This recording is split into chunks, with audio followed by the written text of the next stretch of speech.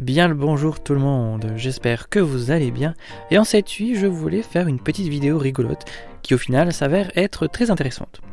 Me posant souvent la question d'où pouvait provenir le pan des mots pantalon ou pantacourt, je me suis rendu compte dans mes recherches que ce n'était pas la bonne question que je devais me poser. En effet, c'est un peu plus compliqué que cela et bien qu'on puisse y répondre, il faut d'abord dire 2-3 petites choses. Allez, c'est parti pour l'histoire étymologique du pantalon.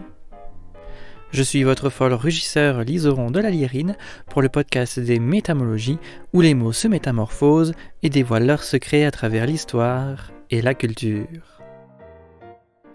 Les pantalons de Venise. Emprunté à l'italien pantalone, il s'agirait alors du nom d'un personnage bouffon de la commedia dell'arte qui était vêtu d'un costume dont les choses tombaient droites sur les pieds. Ce nom fut ainsi d'abord donné comme un sobriquet appliqué aux Vénitiens qu'on nommait alors pantalon si on le traduit en français, tout simplement parce que ce prénom était aussi très fréquent à Venise, puisqu'on vénérait Saint Pantaleone, le patron de la ville, comme le cite au début du XVIIe siècle Théodore Agrippa d'Aubigné dans ses Confessions du sieur de Sancy aux éditions Weber. Le vêtement aurait alors par la suite eu été de cette manière nommé parce qu'il était tout autant en usage chez les Vénitiens. Ceci dit, si nous creusons un peu plus profondément dans l'étymologie du nom du saint patron de Venise, on se rendra compte que pante pourrait alors se traduire par tout, tandis que le reste proviendrait du grec eleimon, qui désignerait ce qui est miséricordieux. Ainsi, le patron de la ville se nommerait littéralement le tout miséricordieux. Attesté Pantaleone au XVIe siècle pour désigner le fameux costume de pantalon, ici il faut donc entendre costume de Vénitien, il devint pantalon dans notre langue très certainement au XVIIe siècle pour désigner le vêtement cette fois, qu'on définissait non pas vêtement, mais costume allant du cou aux pieds et dont les choses se tombaient droites. Pourtant, le terme en ces temps-là pouvait tout aussi bien désigner de manière familière un personnage bouffonnement hypocrite, bien qu'à partir du XVIIIe il s'avira à décrire une longue culotte sans pied, voire même un sous-vêtement féminin. Encore que son sens évoluera d'autant plus au siècle suivant lorsqu'il définira entre autres une partie d'un décor de théâtre ou encore une des figures de contredanse. En tout cas, le sens qu'on lui attribuerait aujourd'hui serait apparu pendant la Révolution française par opposition du mot culotte qui désignait un vêtement de jambes serré aux genoux ou aux mollets. Les pantacourts, une idée nouvelle ? Ainsi, qu'en est-il donc du pantacourt ? Eh bien, vous vous souvenez de ce que je vous disais dans l'introduction.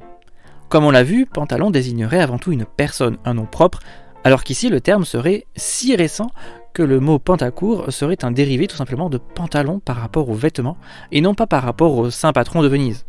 Je m'explique. Définissons donc le pantacourt. Pantalon, ou vêtement donc, qui s'arrête entre le genou et la cheville, plus long qu'un bermuda et plus court qu'un pantalon classique. Dès lors, on comprendra que ce terme fut créé en opposition à la culotte courte qu'on pouvait retrouver à l'époque. Et quelle époque ? Eh bien, de mes quelques recherches, il s'agirait de la fin du XXe siècle, tout bonnement, puisque la première attestation de ce néologisme proviendrait des débuts des années 1970-71 et aurait point dans notre vocabulaire à partir de la fin des années 80-90. Conclusion. Ainsi, l'histoire de ce pante est plutôt cocasse, car finalement, il ne veut rien dire par rapport à notre bon vieux vêtement de bas du corps à l'origine. Désignant un habitant de Venise, priant un saint patron du nom de Pantaleone, il traversera le temps pour être raccourci en un pantacourt, le pauvre. Bref, désormais, vous ne verrez plus les pantalons comme avant, et vous pourrez penser à ces Vénitiens qui priaient le saint tout miséricordieux, et ce vêtement qui portera encore longtemps son nom. Finalement, l'éternité d'un nom peut passer par n'importe quelle voie, que ce soit pour le pantalon, ou même encore la poubelle d'ailleurs.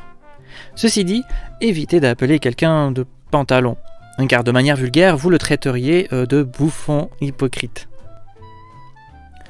Voilà, cet épisode est déjà terminé. J'espère qu'il vous aura plu et vous en aura appris plus.